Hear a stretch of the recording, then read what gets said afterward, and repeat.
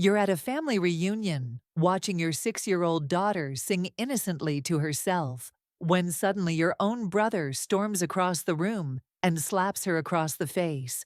Hard. The sound echoes through the room like a gunshot. Your parents, they laugh. They actually laugh and say she needed to learn some shame. What they didn't know was that everything was being recorded for a family documentary. Every cruel word, every laugh, every moment of their true character caught on tape. I'm Audrey, and this is the story of how one moment of family betrayal changed everything, and how I made sure there were consequences they never saw coming.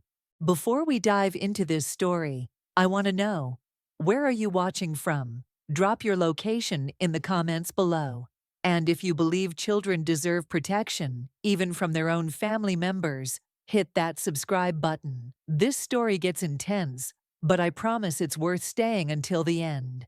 To understand what happened that day, you need to understand the Thompson family dynamic. Growing up, I was what therapists call the scapegoat, the one who could never do anything right. My brother Derek, he was the golden child, the one who could do no wrong. Our father, Howard, was a successful corporate attorney with very specific expectations. Derek met them perfectly. He was athletic, academically gifted, and most importantly, he mirrored our father's aggressive personality. I was different. I questioned things. I had opinions. In the Thompson household, that made me the problem child.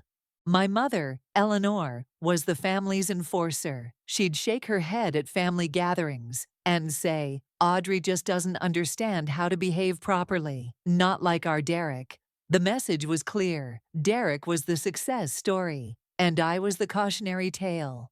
By 16, I had developed what I now recognize as survival mechanisms. I learned to make myself invisible at home, to keep my head down, to count the days until I could escape. When I met Jason in college, he seemed like my ticket to freedom. He was kind, attentive, and most importantly, he saw me, really saw me, in a way my family never had. We married when I was 20, far too young, but I was desperate for a family of my own. My parents attended our wedding with tight smiles and thinly veiled criticism. Derek, already climbing the corporate ladder at 22, brought an expensive gift and a speech that sounded supportive but was laced with condescension.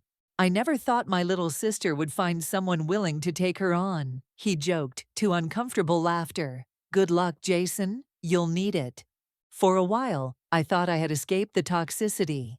Jason and I settled into a small apartment, and I finished my communications degree while working part-time. We weren't wealthy, but we were happy. When I became pregnant with Lily at 24, everything felt like it was falling into place. Lily arrived on a rainy Tuesday morning. 7 pounds, 3 ounces of pure joy, with her father's blue eyes and my dark hair. Holding her for the first time, I made a silent promise. She would always know she was loved exactly as she was. She would never question her worth the way I had been forced to question mine. But life had other plans. When Lily was 3, I discovered Jason was having an affair with a coworker named Kara. 6 months of lies, 6 months of working late, 6 months of betrayal. We tried counseling, but his heart wasn't in it. By the time Lily turned 4, we were divorced. I didn't tell my family about the affair. I simply said we had grown apart, knowing they would somehow twist Jason's infidelity into my failure. My mother managed to do exactly that anyway. "Men don't leave happy homes, Audrey," she said over the phone. "What did you do to push him away?" Single motherhood brought challenges I hadn't anticipated. My job as an administrative assistant at Madison Marketing barely covered rent and childcare. Occasionally, I had to swallow my pride and ask my parents for help. A car repair, a medical bill, school supplies for Lily. Each time, the money came with a lecture about responsibility and poor life choices. Meanwhile, Derek's life seemed perfect. He'd become the youngest vice president at his financial firm, married Natalie, a pediatrician from a wealthy family, and lived in a sprawling suburban house. "If only you had applied yourself like your brother," my father would say. You could have had something to show for yourself. Despite everything, I wanted Lily to know her extended family. When the annual family reunion at my parents' lake house approached, I decided to attend for the first time in 3 years. You sure about this? My friend Tara asked. These people have never had your back. They're still family, I replied, though my stomach nodded at the thought. And Lily loves the lake. I can handle a weekend for her sake. Lily was ecstatic about the trip. At 6, she was a bundle of energy and curiosity, with a passion for singing that filled our small apartment at all hours. She had my stubbornness and a confidence I envied, unafraid to take up space in a way I had never been allowed to. Will Uncle Derek be there? And Grandma and Grandpa? She asked as we packed. Can I swim in the lake every day? Yes to all of it, I promised, ignoring the apprehension building in my chest. What I didn't mention was that my brother-in-law Paul would be recording everything for a family documentary. My father had been insistent about documenting the Thompson family legacy, particularly Derek's achievements. That decision would prove more significant than any of us realized. The Thompson family lake house stood like a monument to old money and pretension. Weathered cedar exterior, sprawling deck overlooking Lake Michigan. As I pulled our modest sedan behind Derek's gleaming BMW and my parents' Mercedes, I felt that familiar shrinking sensation. We're here, Lily exclaimed, practically bouncing in her seat. Her excitement was infectious, innocent of the undercurrents that made my shoulders tense. The morning started typically enough. Breakfast in what my parents pretentiously called the Great Hall, a cavernous space with vaulted ceilings and perfect acoustics that amplified every sound. Most of the family was assembled, my parents presiding over the massive oak table, Derek and Natalie discussing property investments, various relatives making polite conversation. Lily joined her cousins at the children's table, trying valiantly to enter their conversations while being subtly excluded. About 30 minutes into breakfast, the children finished eating and moved to the play area. The adults remained at the table, conversation growing louder as mimosas were refilled. I kept one eye on Lily, who had taken to singing softly to herself while coloring. It was a song from her favorite cartoon, something about friendship and adventures. Her sweet voice carried in the acoustically designed room, occasionally rising above adult conversation. I noticed Derek's jaw tightening each time Lily hit a high note. He shot several pointed looks in my direction, which I pretended not to see. My nieces and nephews had abandoned Lily to play a board game, excluding her with practiced casualness. Audrey, my mother called from across the table. Don't you think Lily is being a bit disruptive? Before I could answer, Lily's voice soared into the chorus of her song, completely unaware of the tension her joyful noise was creating. For God's sake, Derek muttered loud enough for nearby conversations to pause. Can't you control your child for 5 minutes? I began to stand, intending to quietly ask Lily to lower her volume, when everything happened at once. Derek pushed back from the table abruptly, his chair scraping loudly against the hardwood floor. He strode toward the children's area with purpose. When we met at a coffee shop, I was shocked by her appearance. Always meticulously put together, she now looked exhausted, with dark circles under red-rimmed eyes. I heard the recording, she said without preamble. I need to know, was this the first time Derek has done something like this to Lily? Yes, I confirmed, but his temper has always been there, usually directed at me. She nodded slowly. He has a temper at home too. Never physical before, but the way he spoke to Lily, the things he said about you both being useless, I've heard that tone before, directed at me. The professional consequences for Derek mounted quickly. By the end of the week, Meridian Financial placed him on administrative leave, pending investigation. The children's charity removed him from their board immediately. The mentorship program suspended his involvement. Community response was equally swift. Parents from Lily's school, neighbors, and acquaintances reached out with support, many sharing their own stories of family abuse, minimized as discipline. The family divided along moral lines. My mother's sister, Catherine, called me directly. "I saw Derek slap your little girl," she admitted. I was across the room and didn't intervene. I've been ashamed of my silence ever since. Other relatives reached out, some offering support, others confirming they had witnessed the incident. The family was fracturing, but along values rather than blood ties. Derek's attempts to contact me grew increasingly desperate. He oscillated between rage and manipulation, threats and pleas for family loyalty. I maintained complete silence, focusing on Lily's healing and our path forward.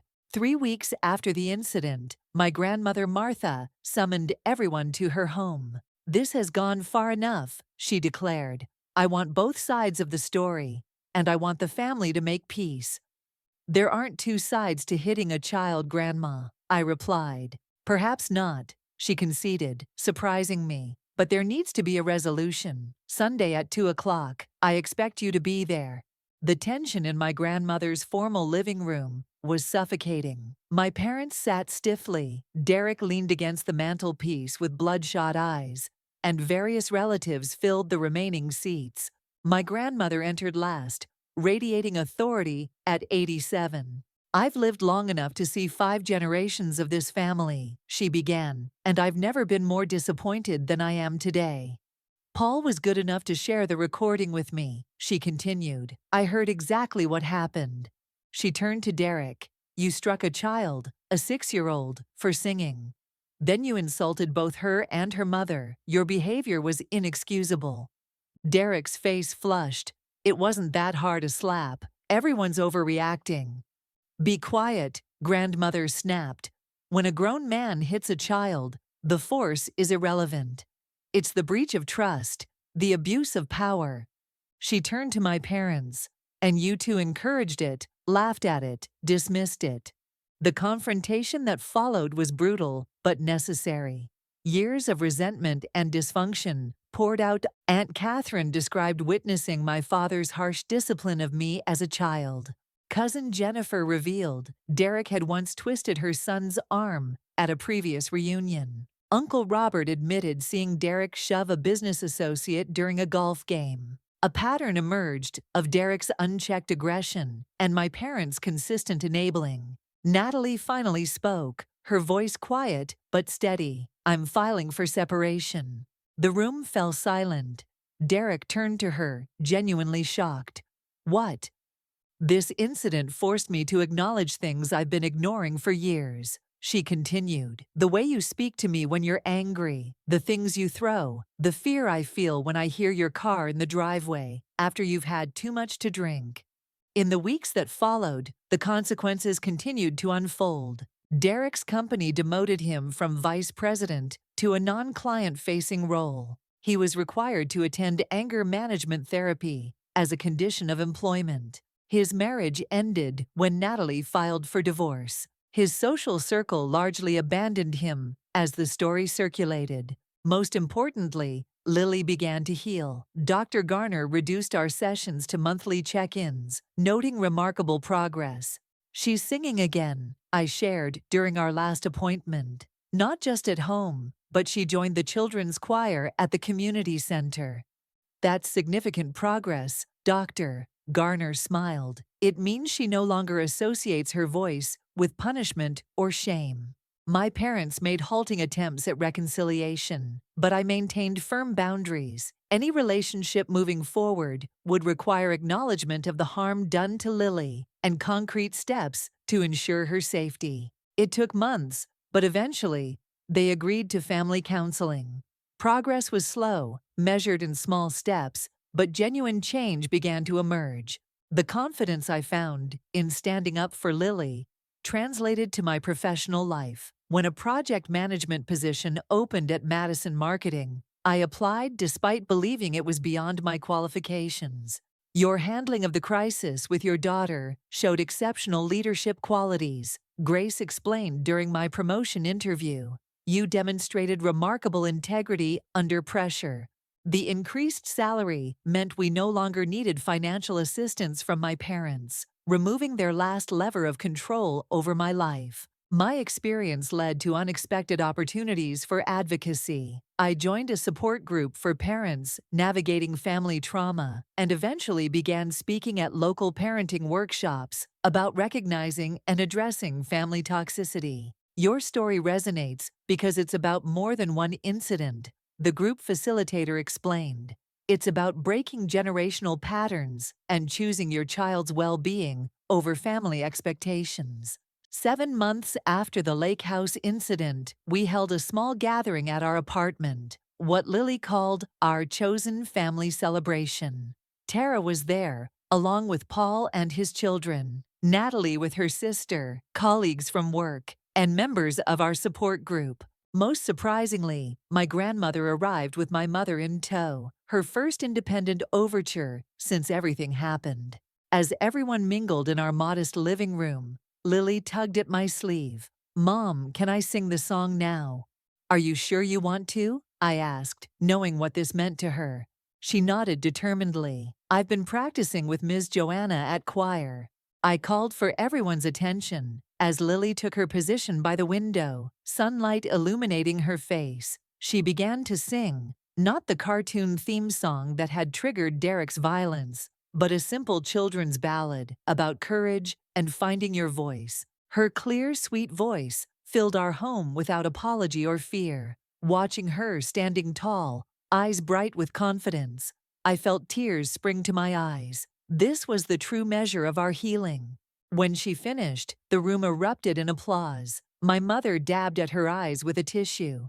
"She has a beautiful voice," she said quietly. "I should have said something that day." "Yes, you should have," I agreed. "But what matters now is what we all say and do going forward."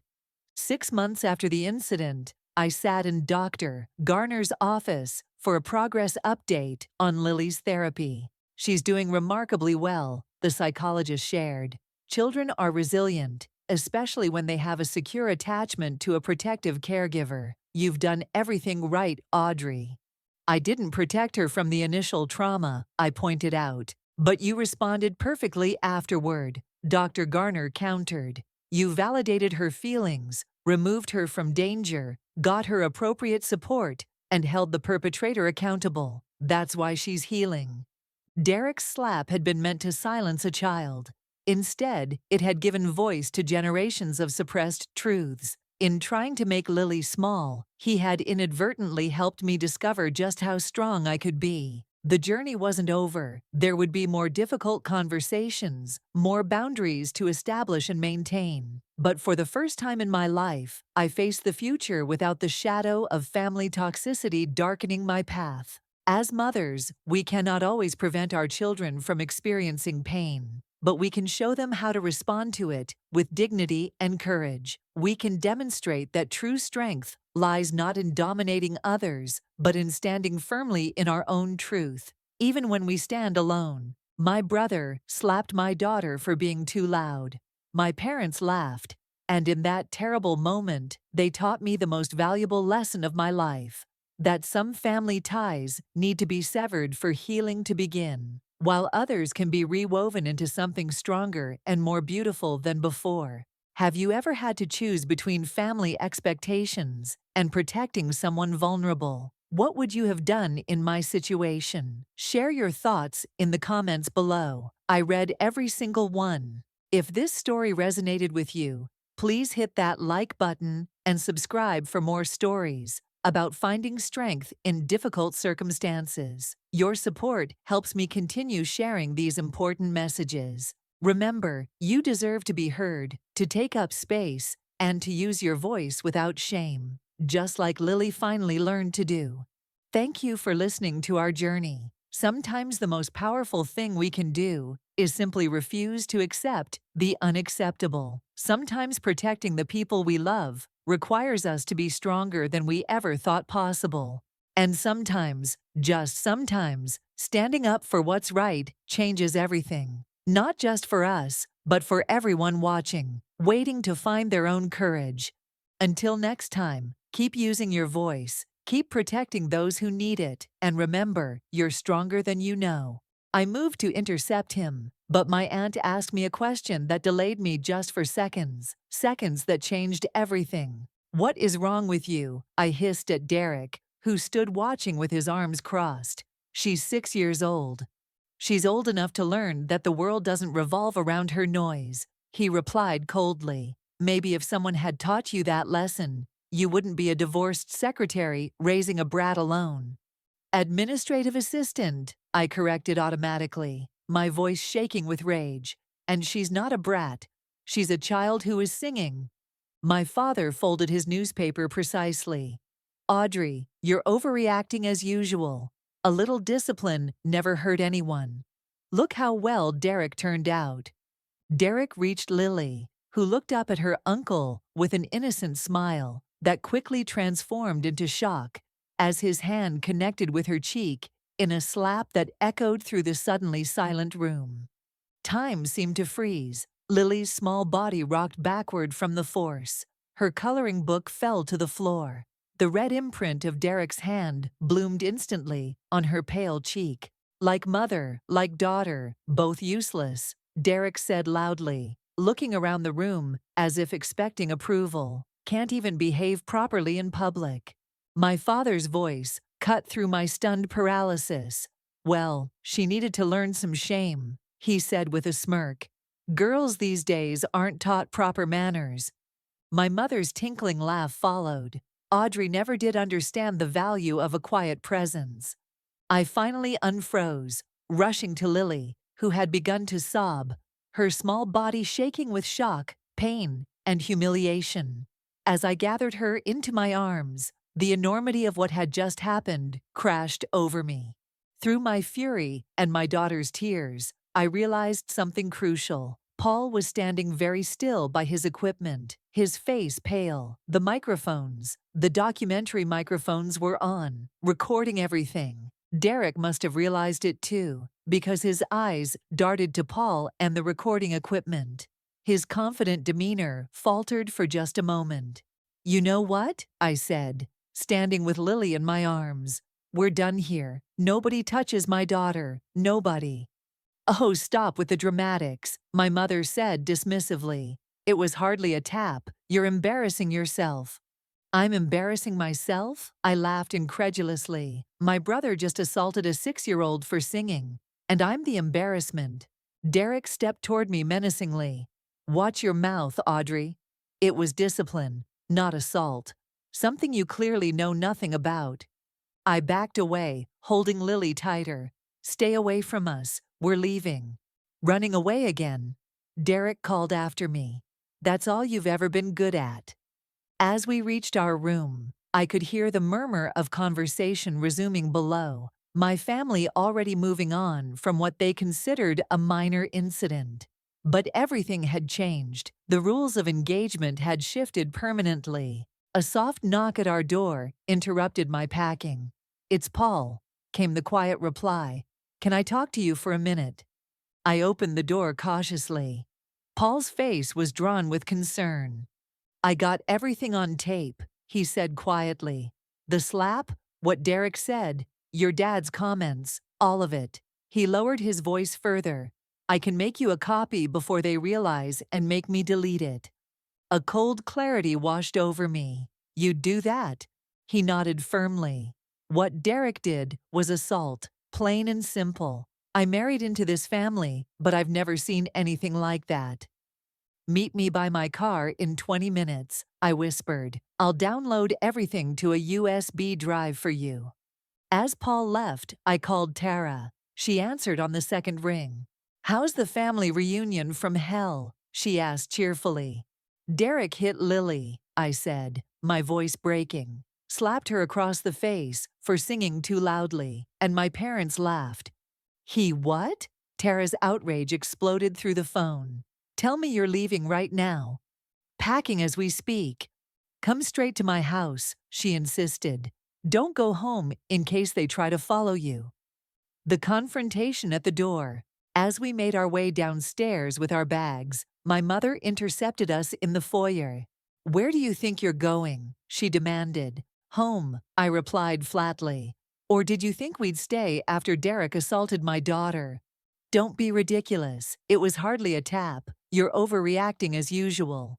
A tap doesn't leave a handprint, I said, shifting so she could see Lily's face, where the mark was still visible. For a moment, something like doubt flickered in my mother's eyes, but she quickly recovered. My father appeared behind her. Audrey, you're being hysterical. Sit down, have a drink, and we can discuss this rationally. There's nothing to discuss, I said, moving toward the door. We're leaving. If you walk out that door, my father warned, don't expect any more financial help. No more bailing you out when you can't make rent. The threat hung in the air, meant to remind me of my precarious financial situation. In the past, it might have worked. Not today. Keep your money, I said calmly. It's not worth this. Derek appeared from the living room, tumbler of whiskey in hand, despite the early hour. Running away as usual, little sister. Can't face the consequences of your poor parenting. I stopped, looking him directly in the eyes. The only consequence I'm avoiding is allowing my daughter to think it's normal for men to hit children. Enjoy your perfect life, Derek. I hope it was worth showing everyone who you really are. His face darkened. Is that a threat? No, I replied, opening the front door. Just an observation. Over the next few days, while staying at Tara's, I began researching and planning. First, I took Lily to her pediatrician, Dr. Winters, who documented the fading bruise and referred us to a child psychologist. She's experiencing trauma responses, Dr. Winters explained gently. Nightmares, clinginess, fear of male authority figures. The psychologist will help her process what happened. Next, I consulted Lisa, a lawyer friend from college, bringing the audio recording. This is pretty damning, she said after listening. In terms of criminal charges, it could go either way, but civil action, that's another story. I'm not interested in suing my brother for money, I clarified. I understand, Lisa nodded, but you should know that this recording would be extremely damaging to someone with a public reputation to protect. That comment sparked an idea. Derek's position at Meridian Financial came with a strict morality clause, something he'd bragged about at previous family gatherings, explaining how executives were held to high ethical standards. I began researching Derek's professional life thoroughly. His company bio touted his community involvement, including serving on the board of a children's charity and mentoring youth in business programs. The irony was almost too perfect. The decisive moment came 3 days after we'd left the lake house, when Lily woke screaming from a nightmare. Uncle Derek was chasing me, she sobbed into my shoulder. He wanted to hit me again because I was singing. As I held my daughter, soothing her back to sleep, with promises of safety, my decision crystallized. Derek had robbed Lily of her sense of security and her joy in singing. The thing that had brought her such happiness. He had made her feel ashamed of her voice, just as my parents had done to me throughout my childhood. The cycle needed to end. My plan began with thorough documentation. Dr. Melissa Garner, the child psychologist, provided a written assessment after her initial session with Lily. Lily is showing classic signs of acute stress response, she explained. Anxiety around male authority figures, sleep disturbances, and reluctance to engage in activities she previously enjoyed, particularly singing. What happened to her was significant trauma, not a minor discipline incident.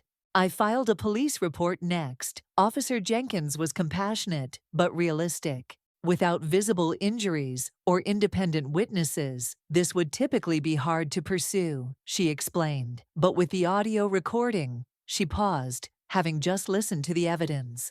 That changes things. This report establishes a formal record.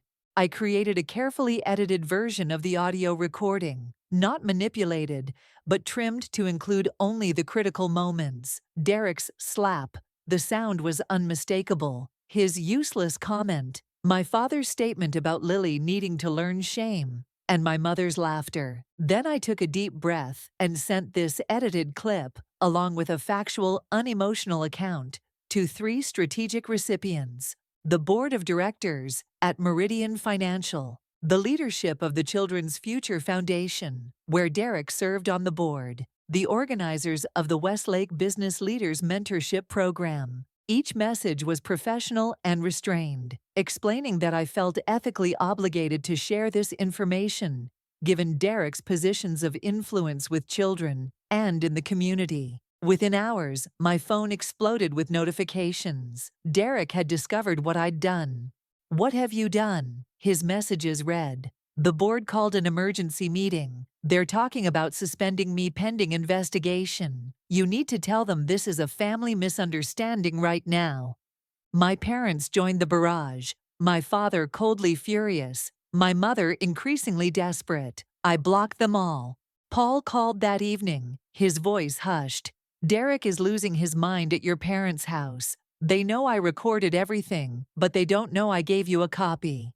"Let him try to sue me," I replied calmly. Truth is an absolute defense against defamation. All I did was share his actual words and actions with people who should know about them.